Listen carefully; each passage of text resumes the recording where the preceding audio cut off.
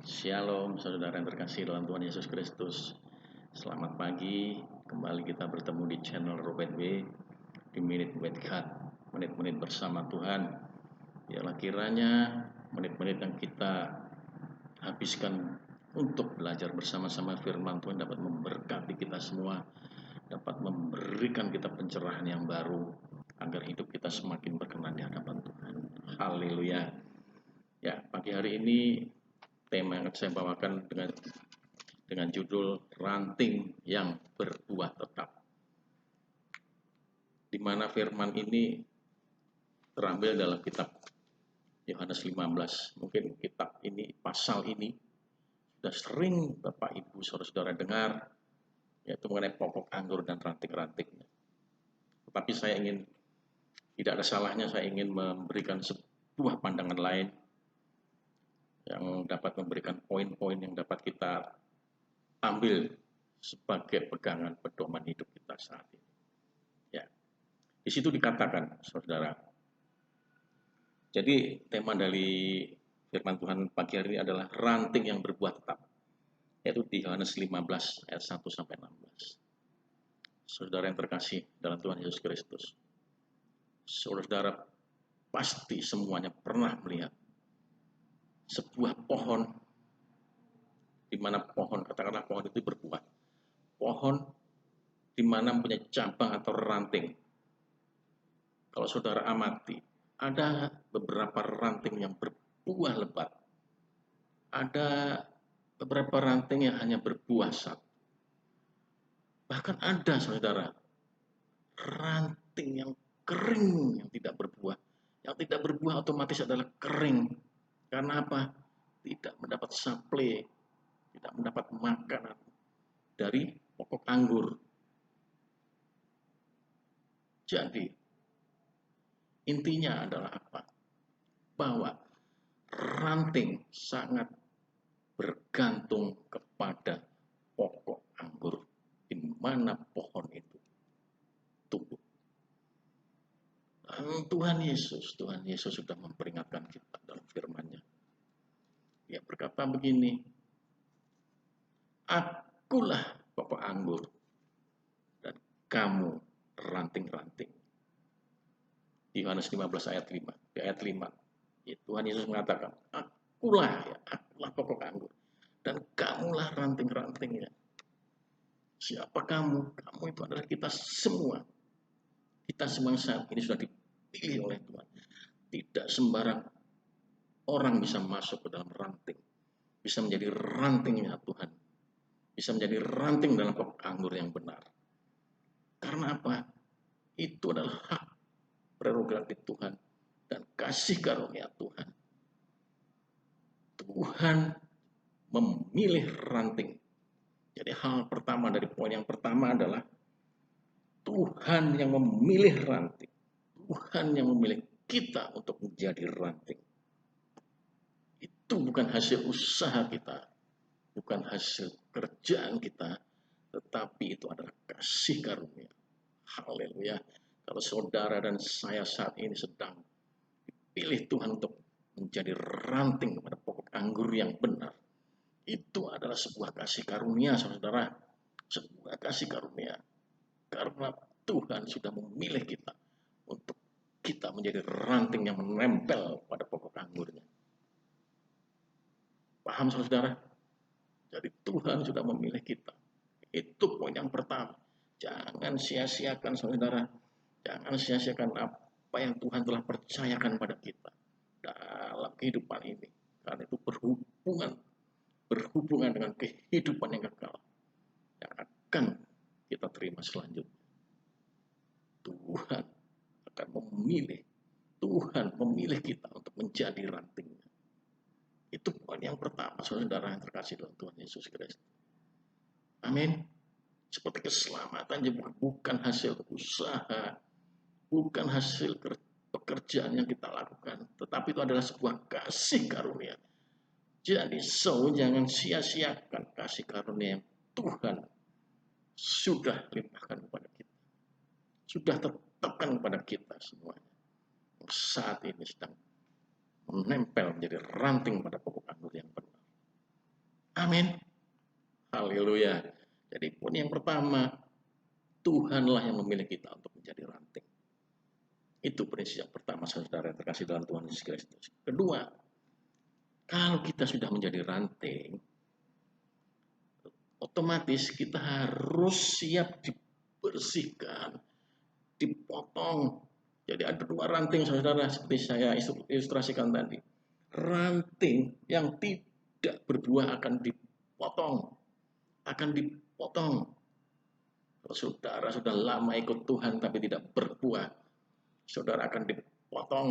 Apa yang dipotong? Banyak hal, saudara.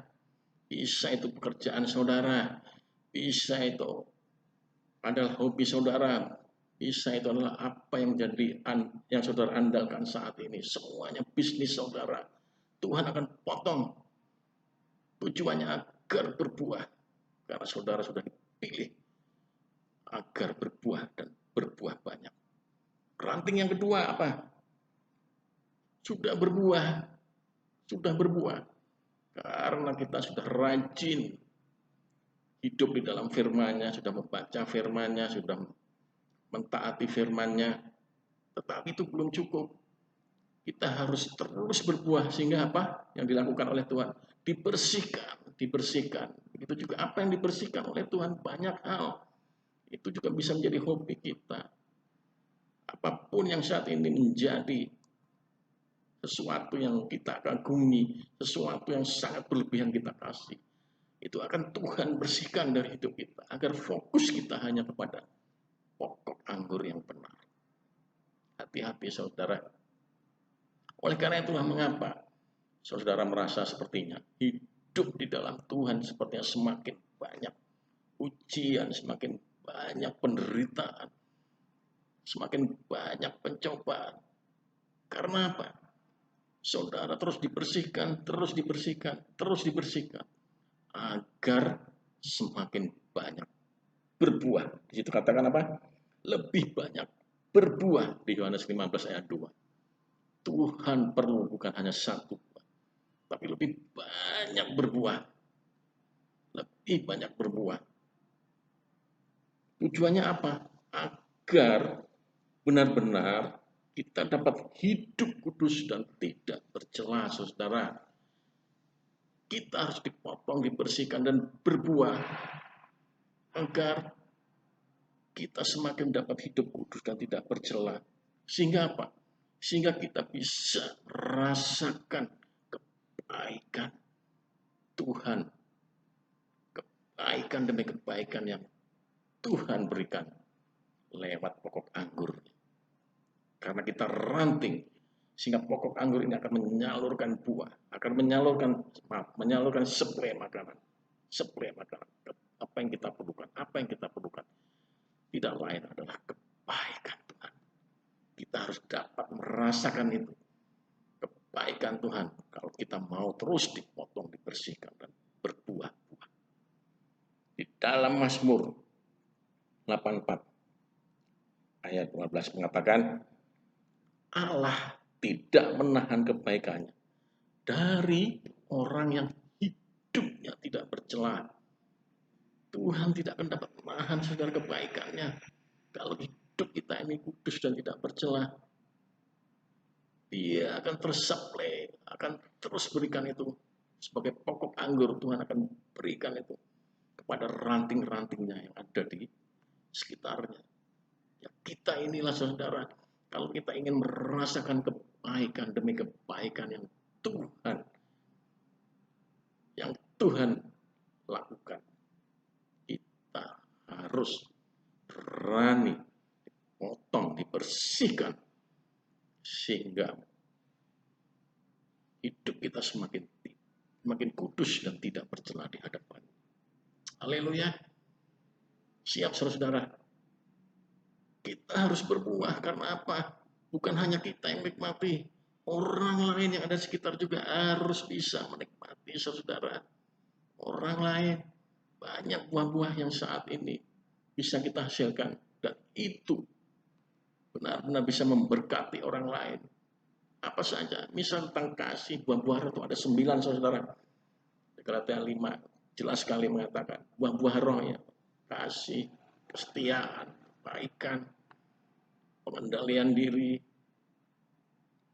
Inilah salah-satunya dunia ini, saudara-saudara, bisa merasakan buah-buah yang kita hasilkan. Apalagi di saat-saat kondisi seperti ini, di mana banyak orang-orang sudah pesimis, orang-orang sudah mulai apatis, tetapi hidup kita bisa memberkati orang lain. Karena dalam hidup kita itu ada sukacita, ada buah-buah roh, ada sukacita, ada kasih yang bisa kita salurkan juga kepada orang lain.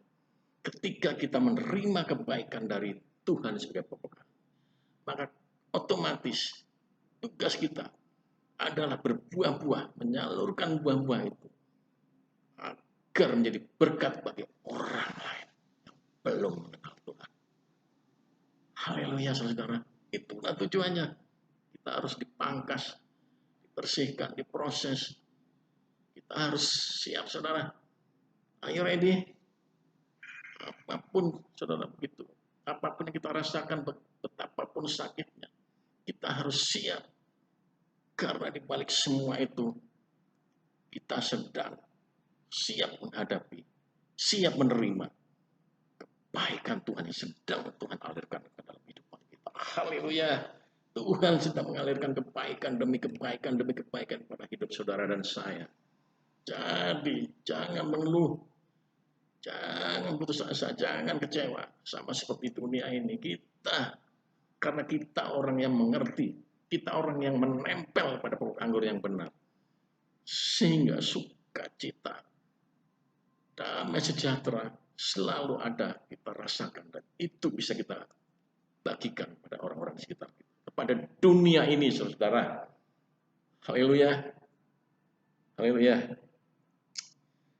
Kemudian dikatakan poin yang ketiga. Jadi poin yang pertama adalah Tuhan yang memilih kita sebagai ranting-ranting. Kedua, kita harus siap untuk diproses, dipotong dan dibersihkan agar kita dapat menerima kebaikan demi kebaikan yang Tuhan salurkan.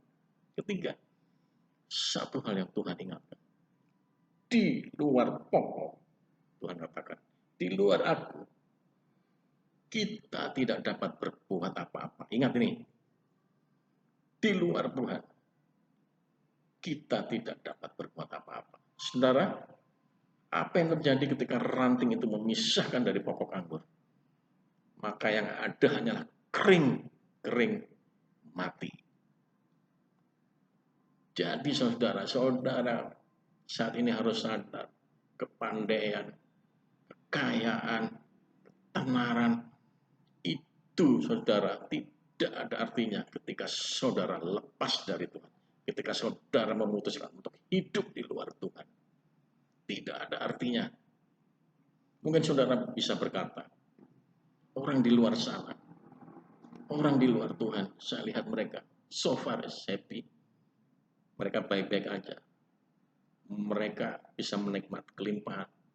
Saya berani katakan satu hal, saudara, kalau mereka bisa jujur, mereka merasakan ada sesuatu, something gone, sesuatu yang hilang, sesuatu yang tidak mereka miliki, yaitu apa?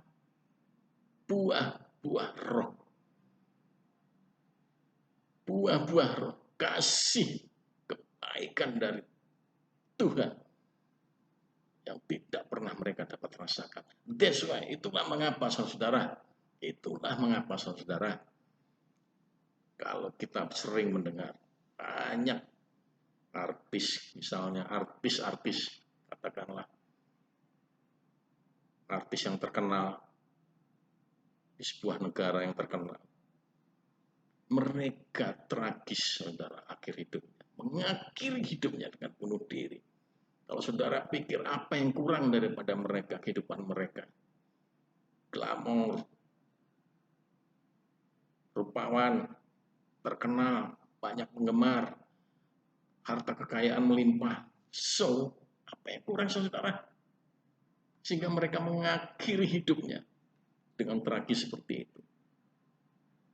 Karena dia tidak pernah merasakan yang namanya kasih dan kebaikan Tuhan. Seperti kita yang saat ini bisa merasakan. Kita walaupun saat ini dalam kondisi yang sangat tertekan seperti ini, tetap ada sukacita, damai sejahtera, bukan? Coba bandingkan dengan mereka-mereka yang saat ini sudah mengakhiri hidupnya. Ada beberapa pengusaha juga yang terkenal, mereka mengakhiri hidupnya dengan tragis karena mereka depresi, ditinggal oleh istrinya, ditinggal oleh keluarganya, terlilit hutang dan sebagainya, saudara. Jadi itu tidak menjamin saudara kekayaan, kepandaian, ketenaran kalau saudara hidup di luar Tuhan. Haleluya. Haleluya. Poin yang keempat dan poin yang terakhir saudara. Tuhan mengatakan, aku yang memilih kamu, bukan kamu yang memilih aku. Ini seakan-akan menegaskan di dalam Yohanes 15 ayat 16. Aku yang memilih kamu, bukan kamu yang memilih aku. Sudah jelas tadi saya katakan poin pertama juga. Jadi Tuhan yang memilih kita untuk menjadi rantingnya, menempel pada pokok anggurnya. Supaya apa? Supaya buahmu tetap. Tetap artinya apa? Dalam kondisi apapun saudara, saudara tetap berbuah, tidak peduli itu musim kering, musim hujan, musim apapun, saudara tetap berbuah karena saudara telah melekat pada pokok anggur yang hidup yang benar. Haleluya. Itu saudara pentingnya kita terus melekat pada pokok anggur yang benar. Agar apa? Agar yang kita minta kepada Bapa dalam nama Yesus akan Tuhan berikan. Itu berhubungan dengan kuasa. Bukan hanya kita dapat berbuah-buah tetap, tetapi kita akan menerima kuasa. Kuasa mujizat, kuasa penyembuhan, kuasa-kuasa lain, kuasa membangkitkan orang patah semangat dan sebagainya saudara. Kuasa perkataan. Banyak kuasa-kuasa yang Tuhan akan limpahkan ketika kita semakin melekat kepada Tuhan. Haleluya. Itulah rahasianya saudara. Kalau kita tetap bertahan menjadi ranting-rantingnya. Jadi ada 4 poin. 1, agar ranting kita tetap berbuah tetap. Tuhan yang memilih kita untuk menjadi rantingnya. Kedua, kita harus siap terus untuk diproses, dipotong dan dibersihkan. Agar kita bisa menjadi saluran kebaikan dari Tuhan. Saluran dari buah-buah yang kita hasilkan. Ketiga, di luar pokok anggur, di luar Tuhan, kita tidak dapat berbuat apa-apa. Keempat, yang terakhir, kalau kita semakin melekat, maka buah yang kita hasilkan itu akan tetap, apapun kondisinya, apapun keadaan yang saat ini sedang kita alami, buah-buah yang kita hasilkan tetap dalam kondisi apapun. Sehingga kita bisa menerima kuasa dari Tuhan untuk kita siap memberkati orang lain, memberkati keluarga kita, memberkati teman-teman kita, memberkati perusahaan kita, memberkati negara kita, memberkati dunia di mana kita berada saat ini. Haleluya. Shalom. Tuhan memberkati.